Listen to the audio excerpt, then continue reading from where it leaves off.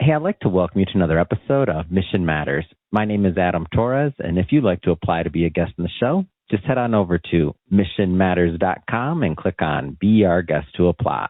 All right, so today my guest is George Essex, and he's Senior Vice President over at Branded. George, welcome to the show. Thank you very much for having me, Adam. Very excited to chat. All right, so we got a lot to talk about today, so I definitely want to get into our overall theme of company culture building. We're recording this in early January of 2026, and I think it's a great way to start off the new year, to start thinking about company and company culture. But before we do that, George, I'm curious about you. So tell me how you got in the business. Like, where'd your journey begin? Yeah, so it was an interesting journey for me. So for a bit of background on Branded, we're a brand creation and implementation agency that works predominantly with consumer packaged goods brands and retailers, working with them at any stage along that sort of concept to shelf creative journey. So my role as Senior Vice President at Branded is I run all of our US operations based out of Miami. So I originally worked for the company in the UK, based out of London, and then come start of January 2023, thinking about starting afresh, I moved out to Miami to set up our new US office and operations. So I was very much a one-man band. I had 0 clients, 0 employees, and it was on me to sort of grow our US operations and go from there. That's awesome. And what do you like about working with consumer packaged goods, or work with building brands, I should say? What do you like about that? Like, what drew you to it? What I love about it, so my career... I like that. I said, what do you like? You said what I love. I like that. Go ahead, George, please. Yeah, well, my career is sort of transcended all things of insurance, tech, sales, and what I love about consumer packaged goods is how tangible it is. We work with some amazing brands, Fortune 500 brands, but also small scale-up startups, and being able to go into a Whole Foods or a Publix or a Walmart and see the brands that you've built and get them in your hands is really exciting. And also, I think the number of different ways a brand can show up and how the whole sort of shopping universe and ecosystem is changing, the influence of online, the impact of the physical space when it comes to shopping is all great. And of course, we're at the forefront of all things trends as well. Consumers are fickle beings. They change the whole time. So it constantly keeps you on your toes. It's real. You can feel it. You can see it. And it's really, really exciting. Wow. And when you're working with a new brand, I'm just curious on this part, because obviously every brand is going to be different, by the way. And when you have a big brand like Fortune 500 versus a small business owner, like, there's different things that it takes to get things done, but based on size, scope, budget, all those type of things. But I'm curious about like the conversations. So like when you first start working with a new brand that's coming on, I'm talking new client maybe, or a new campaign, you could even say, like, where do you start? Where do you begin? Well, the first thing is identifying the need and the challenge. And I think you say, of course, there are a lot of differences between big brands and small brands, but often there are quite a few similarities. A lot of the brands we work with in consumer packaged goods, they want to increase sales. They want to get through more retail doors. They want to reach new consumers, and they want to keep up with the pace of trend. There's always a new product. There's always something standing out. And I think importantly, we always come back where we start is right. What's the challenge or we're trying to overcome, or what's the problem we're trying to fix? And is this a case of, so starting afresh, is this reinvention, or is this just a case of refresh? Is it looking at actually, we don't need to throw everything out. We just need to change a couple of percentage points of change to enact the largest outcome. So where we would always start is at the core of the brand, which is ultimately its brand truth, its brand strategy. What is the story you're trying to tell? What is ultimately the red thread? What is the ownable story that is going to inspire your language, your design, your point of view? Because the best brands out there and the brands that stand the test of time are fundamentally brands that are distinct, both in their visual and verbal brand world, and then also brands that scale consistently. I think we've seen often in the past few years and the post-COVID age of acceleration where consumers are bombarded with everything and anything, been trying to keep up. A lot of brands are chasing trends, and the best brands actually stay true to who they are and stay distinctive and scale consistently. Man, I love that. And so another interesting thing I think about your vantage point is because you have access to and you work with so many companies, you have a unique access into company culture and what works and what, especially when people are scaling versus otherwise. So like, how does company culture, how has that played into your career? How does this fit into the equation? Yeah, I think I'm no oracle on scaling. We've had a very successful few years launching branding in the US. And when it comes to company culture, I can speak to the culture I try to create and how I see culture. And to me, true culture is what you feel when you look around and you see colleagues who are passionate about their work, they're respectful to one another, and fundamentally they're united by a shared belief in where the business is heading.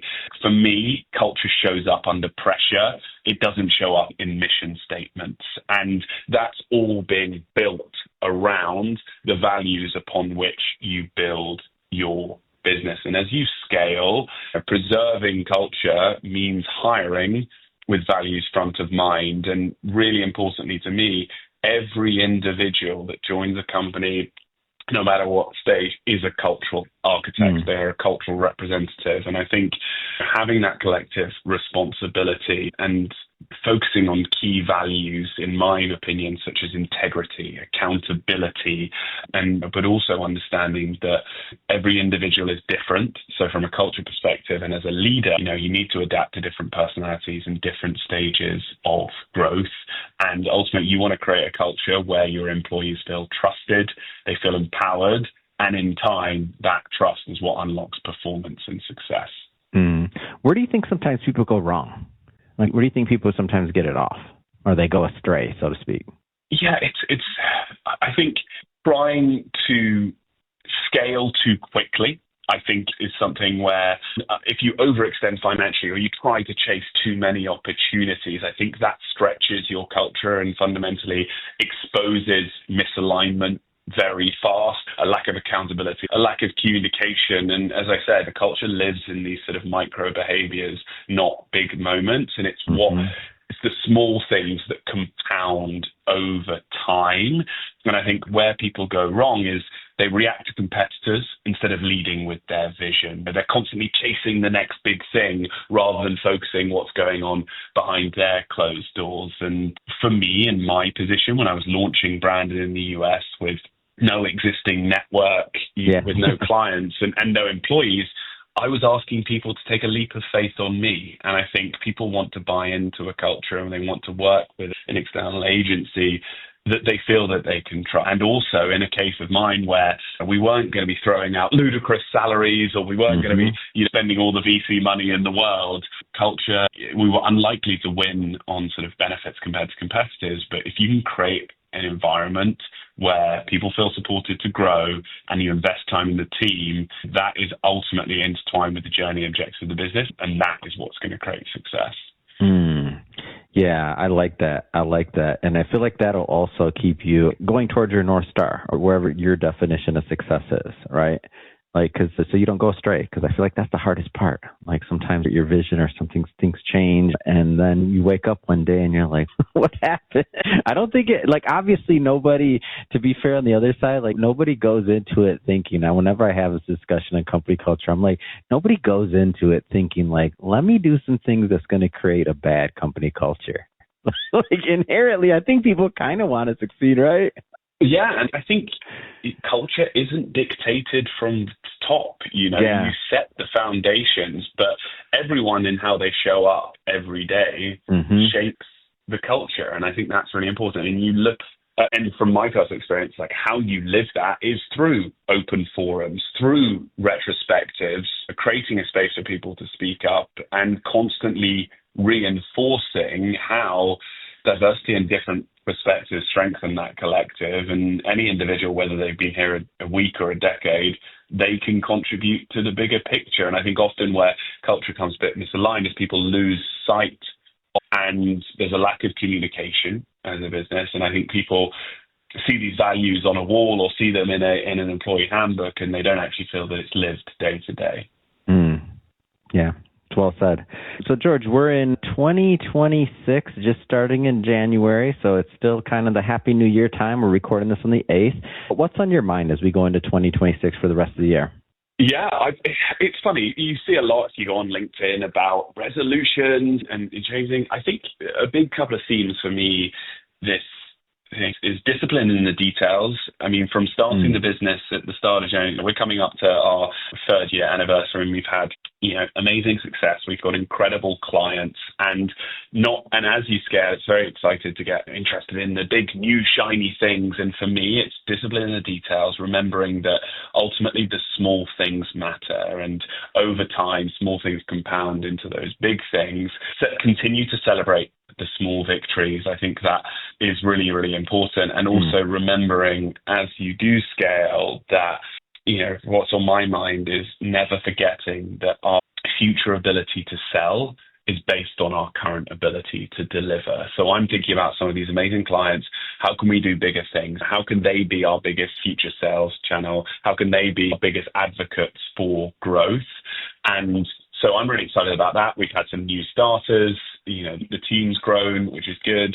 From a personal level, of course, I'm pretty into my fitness, so I have some sort of lofty fitness goals and a few marathons thrown in there and stuff like that. And then at the industry as well, I'm really keen to sort of double down on what Branded does best, which is the best of human-led branding. We live in this world of AI slop. AI is everywhere. It's all anyone wants to talk about. And I think when I look at my team and I look at sort of what they're part of, fundamentally in our sector, creativity risks being commoditized. And I want to champion human-led branding where ultimately, like all the companies and the brands that we work with, they're still under high pressure, they're still under tight timelines, and results matter.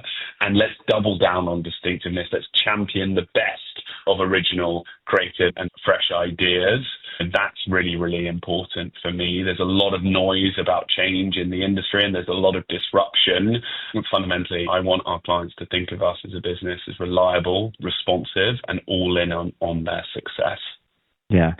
It's wonderful, George. You got me inspired. You got me fired up. I've been veering away from the fitness thing in my New Year's resolution, but maybe I need to throw in there too. Another day, another time, George. I would say it comes down.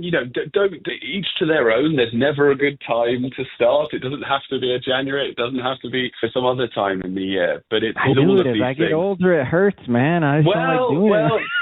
With all these things, but it hurts a lot more not doing it long term. Yeah, that hurts a lot more. I'm a firm believer. It's not necessarily about goals. It's more about like the systems you put in place to help you achieve those goals. And rather than say I want to run a marathon, like okay, well, let's quantify that. Let's go do a bit more running every week. Let's do this. Let's do that. I'm big into my sort of running and everything like that. And it's the small things, like focus on yourself. It's not about what other people are doing. It's not about what's going on on social media. It's like, what do you want to do, and how are you going to help yourself do that? And surround yourself with great people who push you, great people who support you. And it takes time. Change isn't linear. It goes up, it goes down, wild things happen. And I'm sure by the end of this year, who knows what will have happened in the world of George, Brandon, and other things. But if my head hits the pillow on sort of December 31st, 2026, and I think, wow, I've given it all, I tried to do everything, I showed up, that's what I can be proud of, controlling those controllables. I love it. George, this has been great. Last thing here, how can people follow up? How can they follow you? How can they follow Branded? How can they learn more? Yeah, so to follow me, best place to reach me would be LinkedIn, so George Essex on LinkedIn. And then for all things Branded, you can follow our Branded page on LinkedIn or reach out on our website, which is branded-agency.com. And if anyone's ever in South Florida, Miami, you'll look out for Branded and give us a shout. Great. And for everybody listening, just so you know, we'll definitely put some links in the show notes so you can just click on the links and head right on over. And speaking of the audience, if this is your first time with Mission Matters and you haven't done it yet, make sure you hit that subscribe or follow button. This is a daily show. You heard me correct. It's daily. Each and every day we're bringing you new content, new ideas, hopefully new inspiration to help you along the way in your journey as well. We got a lot of great interviews coming up. Hit that subscribe because we don't want you to miss a thing. And George, wishing you a wonderful 2026 and beyond, man. Thanks for coming on. You too, Adam. Thank you so much.